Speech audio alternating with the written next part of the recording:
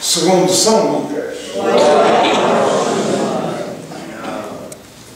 Já que muitos empreenderam narrar os factos que se realizaram entre nós, como nos transmitiram os que desde o início foram testemunhas oculares e ministros da palavra, também eu resolvi, de ter investigado cuidadosamente tudo, desde as origens, escrevê-las para ti, ilustre Teófilo, para que tenhas conhecimento seguro do que te foi ensinado.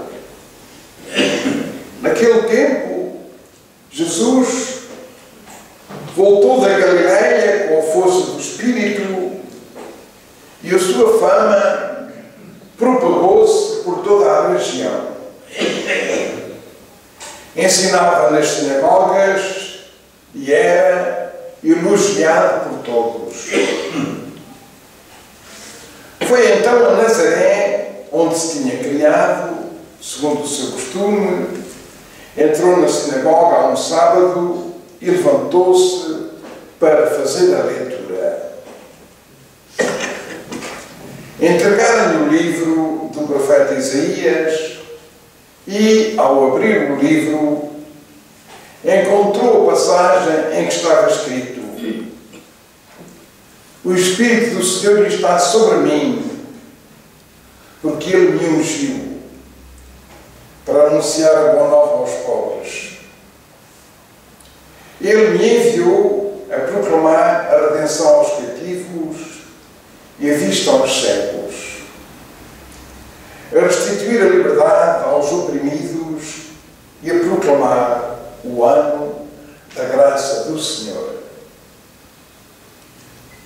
Depois enrolou o livro, entregou-o ao ajudante e sentou-se.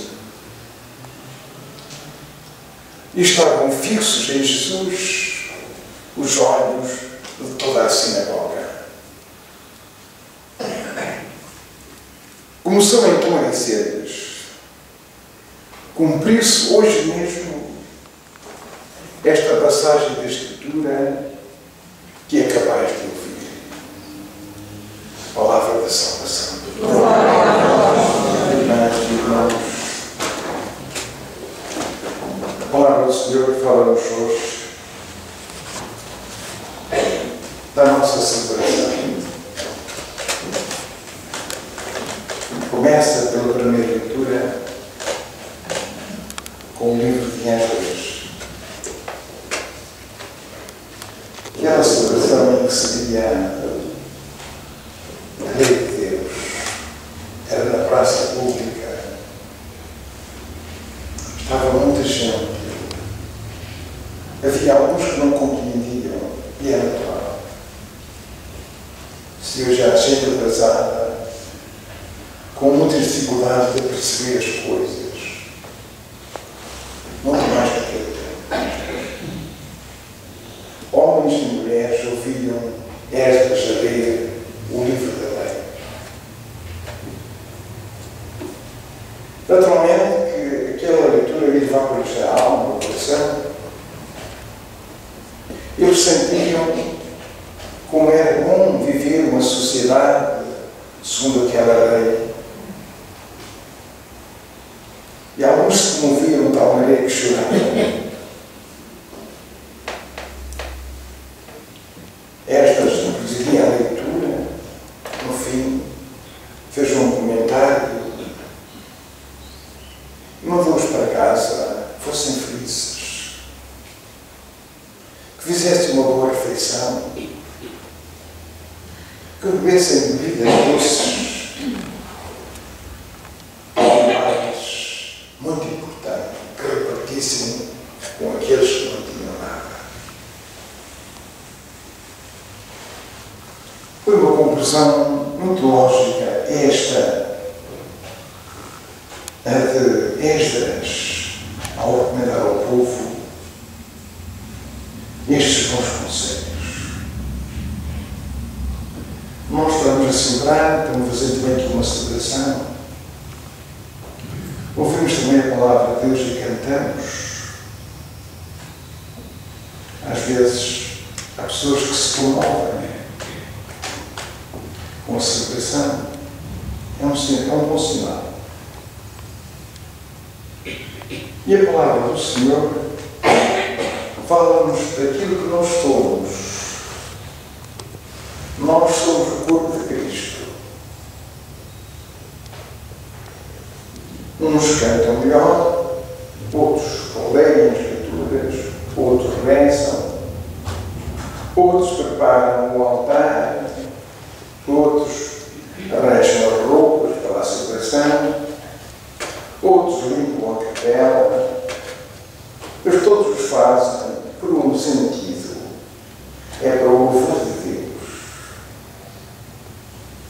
Todos nós somos o corpo de Cristo e trazemos naturalmente para esta celebração toda a nossa vida, o trabalho, o sofrimento, as alegrias, os desgostos e também as alegrias. Tudo vem para esta celebração. E nesta celebração, nós pegamos em todos. Nós que somos o corpo de Cristo e consagramos todos juntos e comungamos todos juntos em Jesus Cristo. Isto é o meu corpo. E por esta palavra e pela força do Espírito, todos nós, com a minha presidência, transformamos o pão no corpo do Senhor e o vinho do seu sangue e oferecemos-lo ao Pai. E o Pai, em recompensa desta nossa oferta, o Pai entrega-nos o seu Filho para nós comungarmos. É uma celebração que fazemos também com o coração, com muita atenção. Fazemos para o louvor de Deus, nosso Pai. Fazemos por a riqueza imensa, indescritível de Jesus Cristo, que dá valor à nossa vida. Todos nós somos membros do seu corpo. Uns fazem uma coisa, outros fazem outra. Mas todos trabalhamos para a unidade do Senhor.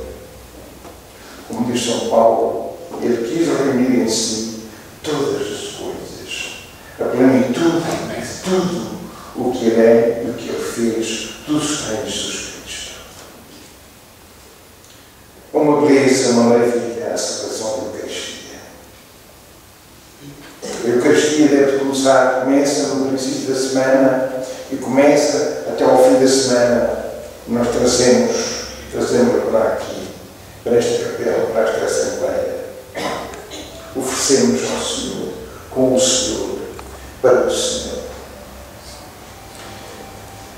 E nós, irmãos, também encontramos uma outra celebração onde estava Jesus Cristo. Ele, como era seu costume, ia à sinagoga e levantava-se para fazer a leitura. Devemos todos vê-lo. Aquele rapaz já adulto, com 30 anos, bonito, esplendoroso, voltava-se ao seu lugar, ia fazer leitura.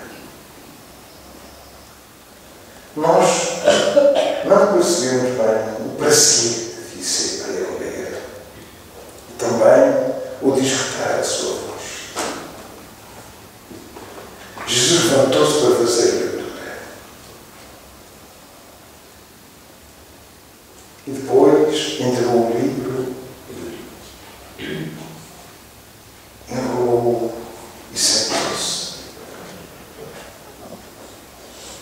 Estava toda a gente com os olhos pregados na figura de Jesus. Pois não. Pois não. Jesus encheu-se de coragem, diz São Lucas, nesta tradução tão bonita ao seu Evangelho. Chama-o Teófilo. Já muitos empreenderam narrar os factos irmãos, como nos transmitiram os poderes de missa, são testemunhas populares e ministros da palavra. Então eu resolvi, depois de ter investigado cuidadosamente tudo, desde as origens, escrevê-las para ti, ilustre Teófilo. Quem é este ilustre Teófilo? És tu? Sou eu. Teófilo quer dizer aquilo que ama a Deus. Teos e Filos. Aquilo que ama a Deus. Tu amas a Deus. Vais ouvir a narração da vida de Jesus. Ele começa exatamente quando ele era adulto já. E naquela tarde, depois daquela leitura, resolveu começar ali a sua vida pública. O Espírito do Senhor está sobre mim, porque ele me ungiu. Todos nós somos ungidos do Senhor. Ungidos pelo mesmo Espírito, naturalmente, com uma capacidade muito inferior à de Jesus. Mas ungidos também pelo mesmo Espírito, para anunciar a boa nova aos pobres. A primeira marca do Messias é anunciar a boa nova aos mundos. Esta é a primeira marca. Quando às vezes eu perco tempo e tempo ensinando rapazes na casa do Beto, às vezes com atividades que podem ser feitas por outra pessoa. Quando sobra esta palavra, vamos ir por lá aos pobres. Quando damos comida, na visita dos pobres, às vezes sem estar catequese, sinto que a minha presença é também uma presença de Deus. E sinto que anuncia o amor aos pobres. Esta imagem, irmãos, é o primeiro argumento contra este mundo pagão em que vivemos. É o primeiro argumento, é anunciar a boa nova aos pobres. Se não for com palavras, com catequese, é com as nossas ações, com o nosso carinho, a nossa presença. Nós anunciamos a presença de Deus que redime e consola. E isso é boa nova. Como estamos longe, como estamos todos tão longe, nesta igreja que hoje se vê reduzida a uma pequena comunidade, como estamos longe. E às vezes ainda temos com tantas coisas para nos entretermos. Quando nos entusiasma e anima, é exatamente um anúncio da realidade da salvação de Jesus. Ele veio anunciar a boa nova aos pobres. E como é também bonito, como deve ser o ideal de todos nós, também sermos pobres. Temos um coração pobre. Aprendemos com os pobres a sermos pobres. É verdade que nós classificamos de pobres aqueles que não têm bens materiais. E às vezes nos aparece, e tantas vezes lá na casa do Beto, não com uma mentalidade pobre, que vai pedir alguma coisa para comer, mas com uma mentalidade de rico, que se pudesse, que queria levar tudo para a sua casa, sem se importar com os outros. Às vezes a gente tem que travar batalha, de ralhar, fazer figura de mal contra essa gente que tem mentalidade rico, mentalidade pobre. Para sermos pobres, precisamos de contactar com os pobres. É tão bonito os pobres, é tão bonito a gente sentir os pobres connosco e para vermos deles também a sensação da pobreza e do estado de vergonha. Ele vem para anunciar a boa nova aos pobres. A primeira característica, o primeiro sinal da presença de Deus são sempre o cuidado com os pobres. Ele enviou-me a proclamar a redenção aos cativos de tanta coisa errada e má que há neste mundo. Vemos que hoje cria-se na nossa cidade tantas religiões, tanta gente a procurar dinheiro através da religião. Há tanta coisa lá para cativar as pessoas, fazer milagres com truques, enganando as multidões. Isto é escravizar as pessoas. Proclamar a redenção aos cativos, àqueles que estão cativos. Faz-me tristeza, saber isto faz-me tristeza. Há dias tive a graça de visitar uma tuberculose, uma cancerosa. Ela tinha ido lá à casa do cunhado, que tinha uns joelhos largos, tinha ajuda porque perdeu o trabalho por causa da doença. E o marido também perdeu o trabalho. Gente nova, com 2 filhos, uma menina de 6 anos, um rapazinho de 9. Compraram uma casa a sonhar com a sua família, o seu ninho. É muito bonito, é muito belo este sonho. E a gente mete dentro de nós. Veio a doença, veio esta crise, ela perdeu o trabalho pela doença, ele perdeu o trabalho pela crise. Onde vai a sua casinha? Eu dei-lhe, naquela altura, para pagar 1 dos meses de prestação ao banco. Mas, passados meses, voltou lá, eu não estava em casa. O seu estado era de tal maneira que metia dó, nem saía do carro. Já não era capaz de nada. Lá me arranjaram um avião para ir para casa. E eu fui em casa. Veio uma das senhoras lá de casa comigo visitar a cancerosa. Morava mesmo em frente à igreja de Sexta. Foi lá dizer que sim, senhor, lhe pagava as prestações do banco, porque ela já não dormia. E nós imaginamos, já não dormia. Portanto, a prestação do banco. Depois, telefonei no sábado, no domingo havia bifes lá em casa. Por uma delay que eu pagava a viagem, tenho um carrito, eu pago a gasolina, venho cá buscar dos nossos bifes. E for mais que alguma coisa, e já deixar. Quando estava naquela casa, eu pensava comigo, se os padres visitassem os seus doentes e os pobres, se trouxessem cá de si todos estes problemas, os pagassem. Havia uma explosão de sobrenatural. Havia. A igreja havia de ter outro esplendor. Jesus havia de ser apreciado. Não acho que dizia, não quero ouvir falar do Papa nem do Bispo, mas eu queria muito ao Papa, e queria muito ao Bispo, e queria muito à igreja, e queria muito ao Padre.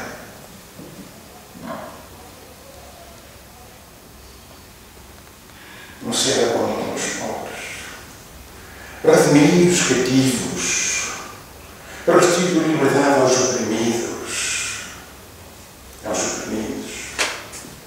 Às vezes, por tantas doenças de ordem psicológica e de ordem mental, tantas doenças de ordem cultural, porque no meio do turbilhão de todas estas paixões terríveis, depois desenvolve-se também uma obscuridade de um espiritual que domina as pessoas. Dar a vista aos cegos, restituir a palavra aos oprimidos e proclamar o ano da graça do Senhor. O ano da graça do Senhor. Como é belo celebrarmos, irmãos, a nossa fé. Como é belo. Como foi bonito naquele dia Jesus levantar-se na sinagoga. Como ver as pessoas. Como foi bonito esta fossem para casa e comessem, e que bebessem e se alegrassem, porque era o dia do Senhor.